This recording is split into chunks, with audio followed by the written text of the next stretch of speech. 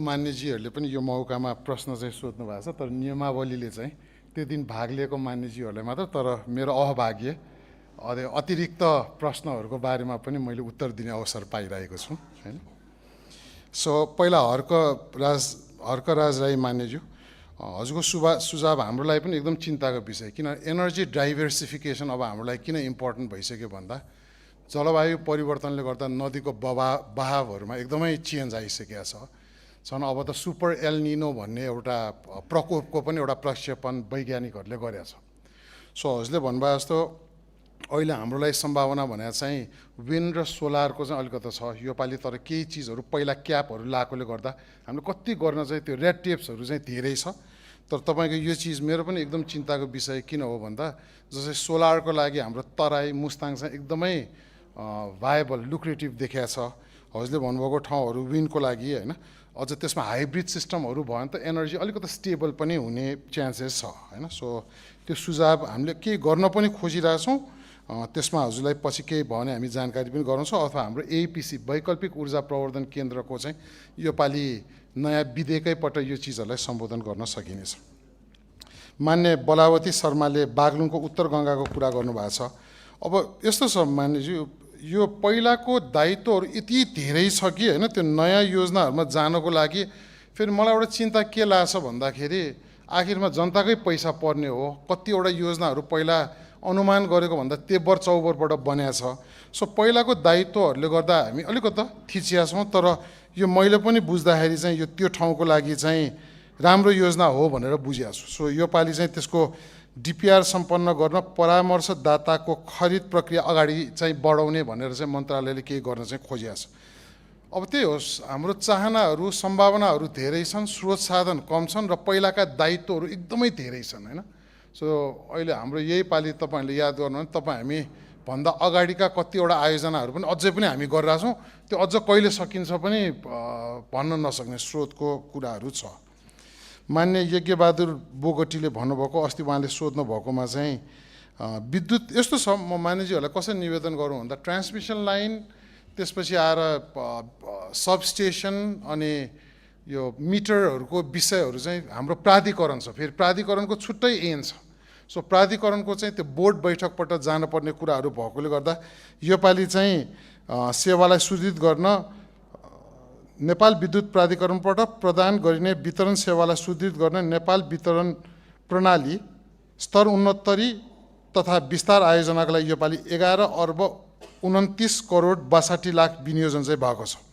पश्चिमको Seti hydro power आयोजना, upper Karnali जलविद्युत आयोजनाको कार्यान्वयन चाहिँ लगानी बोर्ड कार्यालय मार्फत गरिने भएको हुँदा यो आयोजनाको कार्यान्वयनमा ऊर्जा मन्त्रालयबाट आवश्यक सहजीकरण गरिएको छ।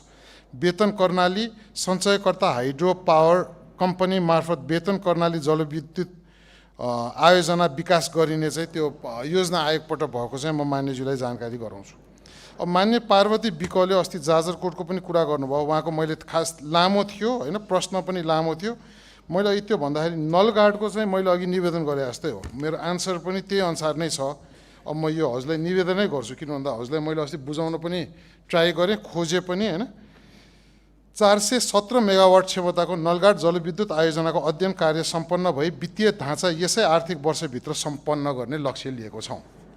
नलगाड किन भन्दा मान्यजीहरूलाई म कसरी पनि निवेदन गर्छु भन्दा हाम्रोमा चाहिँ प्राधिकरण र कम्पनीहरू चाहिँ फेरि हामी भन्दा पनि अलिकति अतिरिक्त हाम्रा अङ्गहरू हुन्, त्यो चाहिँ फेरि कम्पनी एक्टहरूले चल्ने भएकोले गर्दाखेरि त्यो पार्टलाई पनि हामीले जो जिम्मेवारी हाम्रै हो, तर त्यसमा एकदम धेरै रेड टेप्सहरू अथवा त्यसलाई फलोअप गर्नुपर्ने, कतिवटा कम्पनीमा सिटहरू खाली, अपुग जनशक्तिका कुराहरू पनि छन्, त्यो योपालि ओएनएमबाट हामी सल्टाउँछौँ।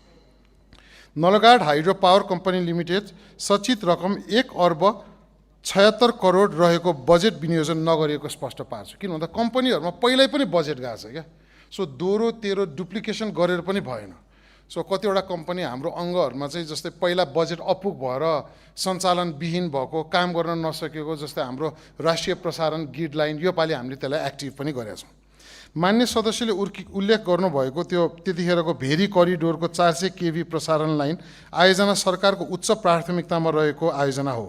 यस प्रसारण लाइनको लम्बाइ 75 किलोमिटर रहेको छ र उक्त करिडोर अन्तर्गत जाजरकोटको दानी पिपलमा निर्माण हुने नलगाड सबस्टेसन तथा सुर्खेतको मैनतडामा निर्माण हुने 400 केभी सबस्टेसनको लागि आवश्यक जग्गा प्राप्ति, मुआवजा वितरण, इन्जिनियरिङ तथा प्रारम्भिक वातावरणीय अध्ययन आइइई लगायत पूर्व तयारी सम्पूर्ण कार्यहरू सम्पन्न भइसकेको छ। भेरी करिडोर क्षेत्रमा रहेका करिब 3000 मेगावाट भन्दा बढी क्षमताका विद्युत आयोजनाहरू राष्ट्रिय प्रसारण प्रणालीमा आबद्ध गर्न यो आयोजना अपरिहार्य रहेकोमा सरकार पूर्ण रूपमा सचेत छ। त्यो करिडोर साँच्चै तपाईहरुले भन्नुभयो जस्तो म अलिकति हजुरहरूलाई कसरी निवेदन गरौँ भन्दा ऊर्जाको साइड चाहिँ कर्णाली र सुदूरपश्चिममा चाहिँ अलिकति नबनेकोले गर्दाखेरि चाहिँ त्यहाँको प्रसारणदेखि लिएर त्यो लो भोल्टेज मानिसहरूलाई पनि गुनासो आउँछ होला, भोल्टेज कम भयो, बत्ती गयो, सानोतिनो हावाहरूले पनि असर गर्छ। अनि त्यहाँ बनाएको टावर 6 टनको छ तर 12 टनको त्यो रुखले चाहिँ तपाईँले त्यसले ढालिदिँदा हुन्छ। सो अस्ति कर्णालीको लाइन एकदमै असन्तुलित भएकोले गर्दा वैकल्पिकबाट हामीले एटलिस्ट बत्तीको पहुँच पुर्यायौँ, तर हिजो छाडी अस्ति भर्खरै चाहिँ 132 को लाइन चाहिँ जडान भइसकेको छ। अहिलेको लागि कर्णालीको विद्युत प्रसारण चाहिँ अहिलेको लागि चाहिँ स्टेबल चाहिँ छ हैन। भेरी करिडोर 400 केभी प्रसारण लाइनको निर्माण राष्ट्रिय प्रसारण गीत कम्पनी मार्फत कार्यान्वयन भइरहेको हुँदा नेपाल सरकारतर्फ 10 करोड विनियोजन गरेको र उक्त रकम आयोजना ठेक्का कार्यान्वयनको प्रारम्भिक तथा आवश्यक तयारीका लागि राखिएको हो।